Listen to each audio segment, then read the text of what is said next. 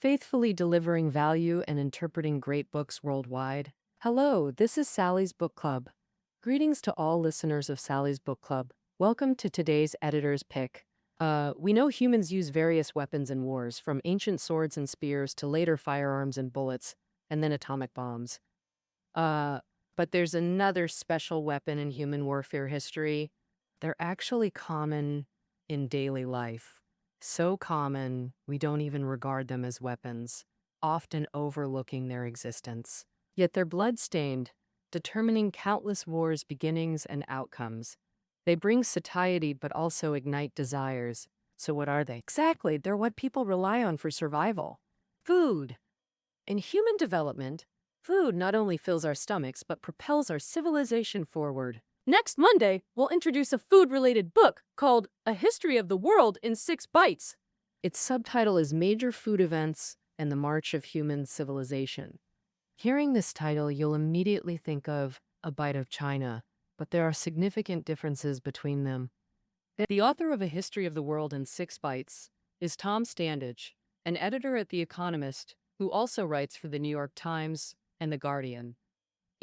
We've previously interpreted another work of his on Sally's Book Club called The Shadow of the Gods.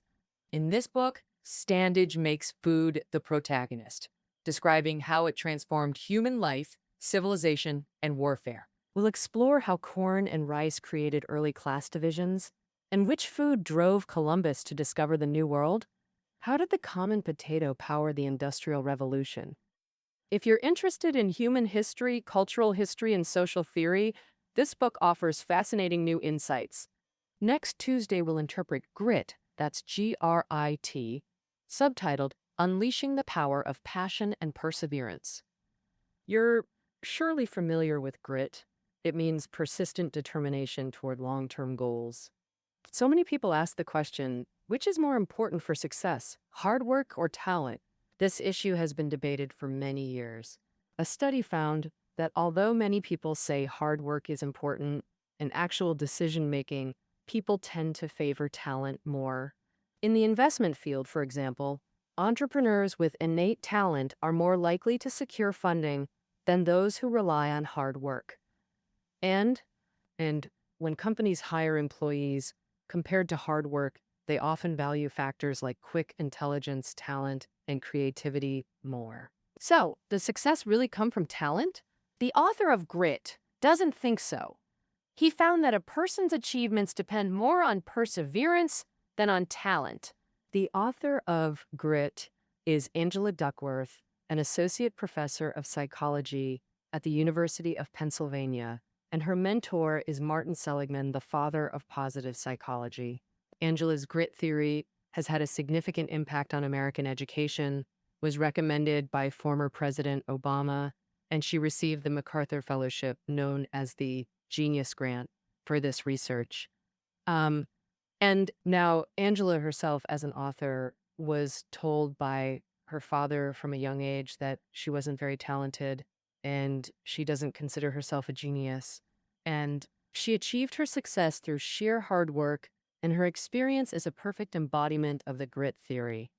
So next Tuesday, we'll see how Angela explains the relationship between talent and grit, and how grit leads to various significant achievements in human endeavors. On Wednesday, we'll tell you about a figure from the late Ming Dynasty. This figure is central to Ming Dynasty history. If you know a little about it, you know he's absolutely unavoidable. His name is Yuan Changhuan, and there are 2 important reasons why he's unavoidable. First, Yuan Changhuan proposed and constructed the defensive lines at Shanhaiguan, Ningyuan, and Jinzhou, which gave a boost to the collapsing Ming Dynasty and delayed its downfall. Second, his use of cannon-based city defense tactics introduced Western cannons into actual combat, revolutionizing East Asian fortification strategies in the 17th century. And, however, Yuan Changhuan's personal fate was actually very tragic. Because this hero, who is now regarded as a savior of the late Ming Dynasty against the Qing forces, his end was ordered by the emperor to be death by lingqi, or slow slicing. It's said that on the execution day, the common people in the capital still hated Yuan Chenghuan to the bone, vying to buy his flesh from the executioner and cursing nonstop. So, was Yuan Chenghuan's death unjust or not? Next week, we'll interpret the book Biography of Yuan Chenghuan for you, and you can get some clues from it. The author of this book is Yang Chengjian, a contemporary Chinese expert in Ming-Qing history who is a regular guest on CCTV's lecture room and once hosted The Mysteries of the 12 Qing Emperors. Recently, we also just launched on Himalaya his latest series, Yan Chongnian's Great Forbidden City, 600 Years of History. Interested friends can search for it. When Mr. Yan's biography of Yan Chongwan was published over a decade ago, it sparked widespread discussion. The most important point of controversy here is about Yuan Chenghuan himself, who is full of controversy. When Yuan Chenghuan was alive, his actions were already highly controversial. While resisting the later Jin regime outside Shanhaiguan, he did many unconventional things, like negotiating peace with Huan Taiji and killing the military commander Mao Wenlong, which caused mixed reactions in the court. After Yuan Chenghuan's death, the records and evaluations of him became very complicated due to different political stances. But history is like this. The more controversial a person is, the more interesting and attractive they become.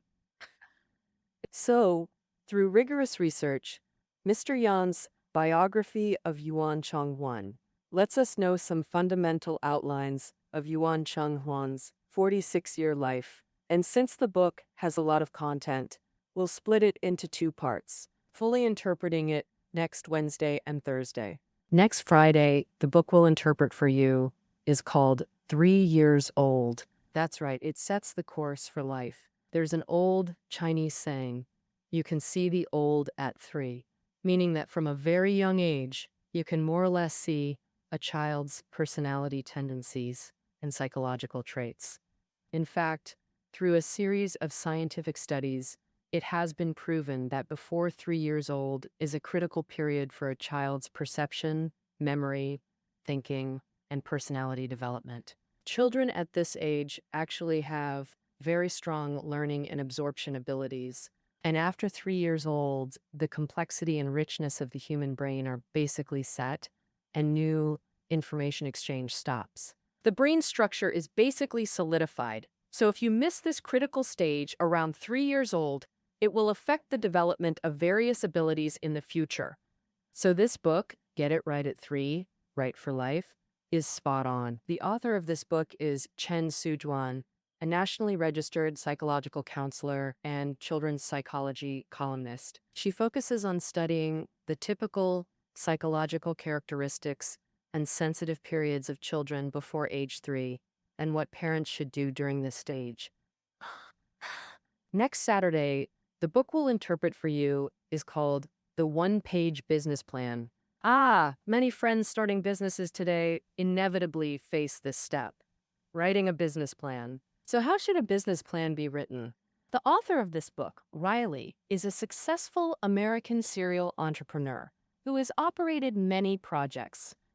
Like most entrepreneurs, Riley also had to write business plans to pitch to various investors. Big shots also need to understand a project through his business plan to decide if it's worth investing. Usually, business plans are written in exhaustive detail and beautifully designed, covering all investor interests. Well, author Riley initially did the same, thoroughly presenting his ideas in dozens of painstaking pages as thick as a brick. But the result was often disappointment. These plans, like bricks, eventually sank without a trace. Finally, a mentor told him investors review countless plans daily and lack time to digest thick documents. The best approach is introducing your project on one page, extracting only the most vital highlights. Then provide detailed materials only when investors show interest.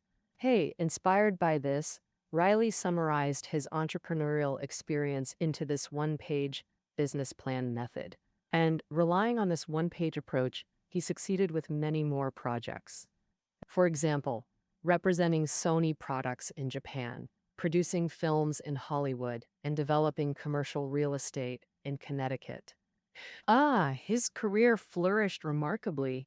Now, he's publicly shared these business plan secrets in this book.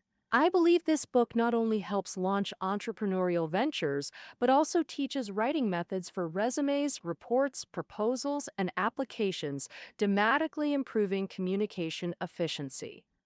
All of these are a best, I believe, by interpreting such a book, each of us can learn excellent ways of thinking and writing techniques. So these are the wonderful books we'll be sharing with you next week. We hope you'll continue following Sally's Book Club.